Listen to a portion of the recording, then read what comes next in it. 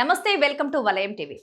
కేంద్ర సహాయ మంత్రి బండి సంజయ్ కుమారుడు బండి భాగీరథ్ కు మల్కాజిగిరి కోర్టులో షరతులతో కూడిన బెయిల్ లభించడంతో గత నెల రోజులుగా నడుస్తున్న ఒక హై డ్రామాకు తాత్కాలికంగా తెరపడింది.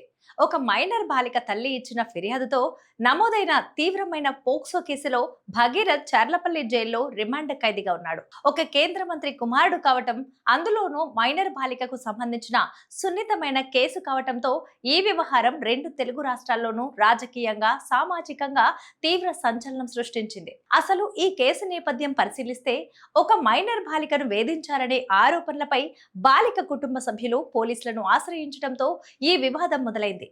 బాధితురాలి తల్లి ఇచ్చిన లిఖితపూర్వక ఫిర్యాదు ఆధారంగా పోలీసులు భగీరథ్ పై ఐపీసీ సెక్షన్లతో పాటు కఠినమైన పోక్సో చట్టం కింద కేసు నమోదు చేశారు.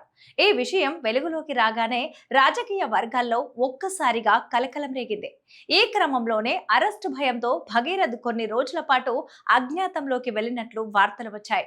పోలీసులు అతని కేసు గాలింపు చర్యలు చేపట్టిన నేపథ్యంలో తీవ్ర ఉత్కంఠ మధ్య మే 17న భగీరథ్ స్వయంగా పోలీసుల ముందుకు వచ్చి లొంగిపోయారు. అనంతరం పోలీసులు అతడిని వైద్య పరీక్షల నిమిత్తం తరలించి మేడ్చల్ కోర్టులో హాజరుపరిచారు.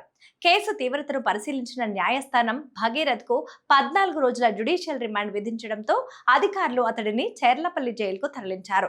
జైలుకు వెళ్లిన తర్వాత భగీరథ్ తరఫు న్యాయవాదులు బెయిల్ కోసం తీవ్రంగా ప్రయత్నించారు. అయితే కేసులోని సెక్షన్ల తీవ్రత కారణంగా లోయర్ కోర్టులో దాఖలు చేసిన బెయిల్ పిటిషన్లను వరుసగా తిరస్కరణలకు గురయ్యాయి.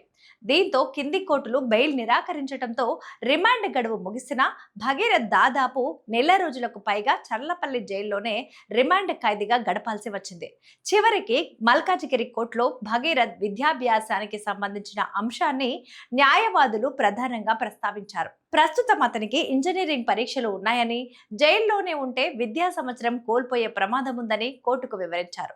విద్యార్థి భవిష్యత్తును దృష్టిలో ఉంచుకొని పరీక్షలు రాసుకునేందుకు వీలుగా బెయిల్ మంజూరు చేయాలని చేసిన అభ్యర్థనను న్యాయస్థానం సానుకూలంగా పరిశీలించింది. దీంతో భగీరథ్ కు మల్కాజిగిరి కోర్టు షరతులతో కూడిన బెయిల్ మంజూరు చేస్తూ ఉత్తర్వులు జారీ చేసింది. కోర్టు విధించిన నిబంధనలకు లోబడి నడుచుకోవాలని, సాక్ష్యాలను ప్రభావితం చేయకూడదని స్పష్టం చేసింది. దాదాపు నెల రోజుల సుదీర్ఘ జైలు జీవితం తర్వాత బెయిల్ రావడంతో బండి భగీరథ్ చర్లపల్లి జైలు నుండి త్వరలోనే బయటకు రానున్నారు. ఇవి ఇవాల్టి అప్డేట్స్. మరిన్ని అప్డేట్స్ కోసం వలయం టీవీని సబ్స్క్రైబ్ చేసుకోండి.